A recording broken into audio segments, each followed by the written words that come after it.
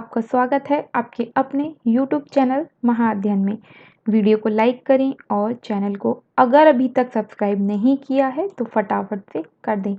आज हम करने जा रहे हैं हमारी 7वीं कक्षा की हिंदी की वर्कशीट नंबर 4 और आज की तारीख है 1 अक्टूबर और आज हम पढ़ने जा रहे हैं दादी माँ। हमारे पाठ का नाम क्या है बच्चों? दादी माँ। मैं आपको पहले भी बता चुकी हूँ और मैं आपको फिर बताती हूँ, हम जो कुछ भी पढ़ रहे हैं ये बहुत ज़रूरी है कि हमें पता हो कि किसने लिखा उसे और क्या लिखा, मतलब पाठ का नाम और पाठ को लिखने वाले का नाम हमें हमेशा पता होना चाहिए। तो प्यारे बच्चों, इस बार जो पाठ हम पढ़ने जा रहे हैं उसका नाम है दादी माँ। नाम से ही समझ गए होंगे, लेखक अपनी दादी को याद करते हुए लिखते हैं, पर साथ ही साथ वे अपने बचपन को याद करते हुए उससे जुड़ी हुई बहुत सारी बातें बताते हैं। आइए जानें लेखक क्या कहते हैं। इस आधार पर पूछे गए प्रश्नों के उत्तर लिखिए। देखो बच्चों, यहाँ पर हमें कहा गया है कि दादी माँ नाम का जो हमारा पाठ है उसे लेखक ने लिखा है अपनी बचपन की बातों को याद करते हुए और दादी माँ के बारे में याद करते हुए। लेकिन यहाँ पर इन्होंने हमें ये नहीं बताया कि हमारे लेखक का नाम क्या है। तो अब मैं ये देखना चाहूँगी कि हमारे कितने बच्चे किताबों को पढ़ना पसंद करते हैं। तो फटाफट से अपनी हिंदी की किताब उठाइए, दादी माँ पाठ निकालिए और जरा देखें तो सही कितने बच्चे ये पता लगा पाते हैं कि लेखक का नाम क्या है। लेखक का नाम या तो किताब के पाठ के शुरू में या पाठ जहाँ ख़त्म होता है वहाँ पर, या फिर किताब की जो शुरू में पाठों के नाम दिए होते हैं वहाँ पर लिखा होता है। अब लिखा कहाँ है ये मैं आपको नहीं बताऊंगी, आप ढूंढेंगे और ढूंढकर कमेंट बॉक्स में नाम लिखेंगे लेखक का। देखते हैं मेरे कितने बच्चे ढूंढ पाते हैं, कितने बच्चे एक्टिव और सुपर एक्टिव हैं।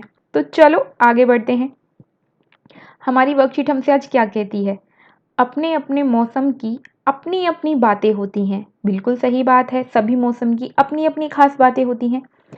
आषाढ़ में आम और जामुन ना मिलें तो चिंता नहीं, अगहन में चिवड़ा और गुड़ ना मिले तो दुख नहीं, चैत के दिनों में लाई के साथ गुड़ की पट्टी ना मिले अफसोस नहीं, पर क्वार के दिनों में इस गंधपूर्ण झाग भरे जल में कूदना ना हो तो बड़ा बुरा मालूम होता है। यहाँ पर लेखक ने क्या बताया? लेखक ने यहाँ पे कुछ नाम लिए महीनों के, आषाढ़ महीने का नाम है।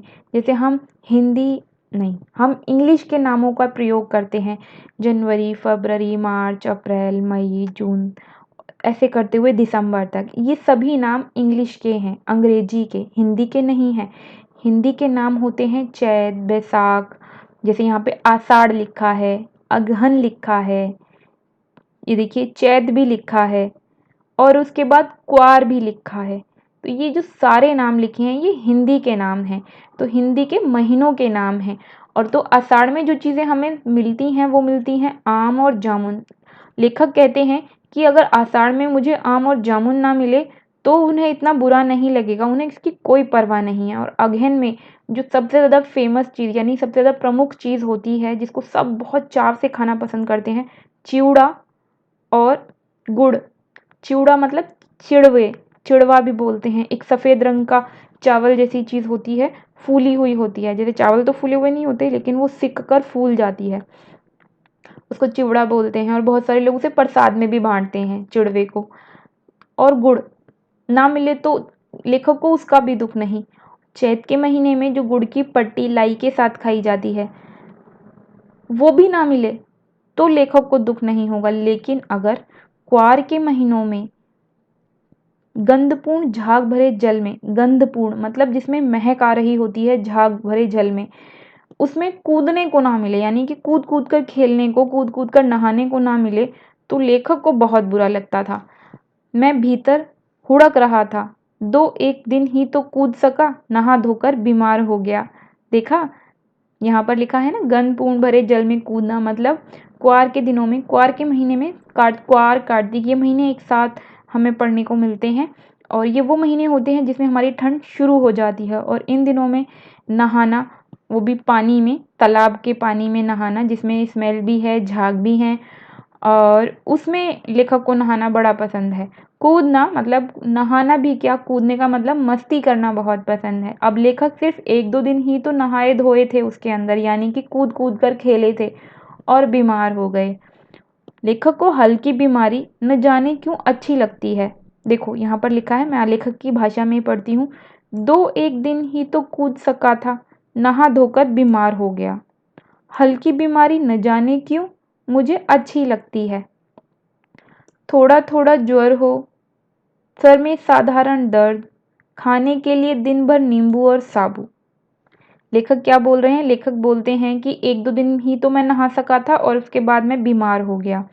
और लेकिन अगर मैं हल्की हल्की बीमारी हो जिसमें हल्का सा बुखार हो, ज्वर का मतलब होता है बुखार, हल्का सा बुखार हो, सिर में हल्का सा दर्द हो और आराम करने को मिले, और दिन भर खाने के लिए नींबू और साबु मिले, साबु मतलब साबूदाना मिले, ये लेखक को बहुत पसंद था। लेकिन इस बार ऐसी चीज़ें नहीं थी, इस बार उनका बुखार बहुत बढ़ गया।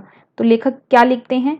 लेकिन इस बार ऐसी चीज़ नहीं थी, ज्वर जो चढ़ा तो चढ़ता ही गया, रज़ाई पर रज़ाई, और उतरा रात 12 बजे के बाद। यानी कि लेखक को जो बुखार लगा वो वाला बुखार, वह वाला बुखार था जिसमें आपने देखा होगा कई बार क्या होता है, बुखार हो जाता है, बुखार में शरीर जबकि तपता है, गर्म हो जाता है, लेकिन व्यक्ति को ठंड लग रही होती है, उसे ऐसा लगता है और कपड़े मेरे ऊपर डाल दिए जाएं, मुझे और ठंड लग रही है, और ठंड लग रही है।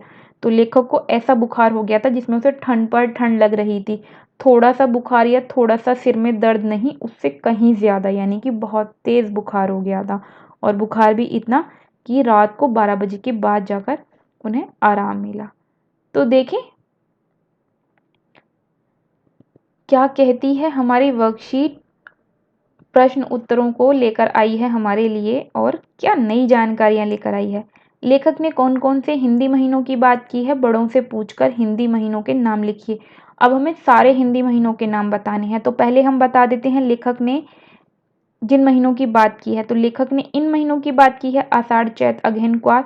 सभी हिंदी महीनों के नाम मैंने आपके लिए सीक्वेंस में, यानी कि क्रमबद्ध तरीके से यहाँ पर लिख दिए हैं: चैत, बैसाख, जेठ, आषाढ़, सावन, भाद्रपद, आश्विन, कार्तिक, मार्गशीर्ष, पौष, माघ, फाल्गुन। मैं आपको बता दूं, इन्हें अलग अलग लोग अलग अलग तरीके से पढ़ते हैं। जैसे यहाँ पे चैत्र लिखा है जबकि लेखक ने चैत लिखा है, इसी तरीके से बाकी महीनों के साथ भी होता है। तो अब बढ़ते हैं आगे। गद्यांश में कौन कौन से खाद्य पदार्थों के बारे में बताया है?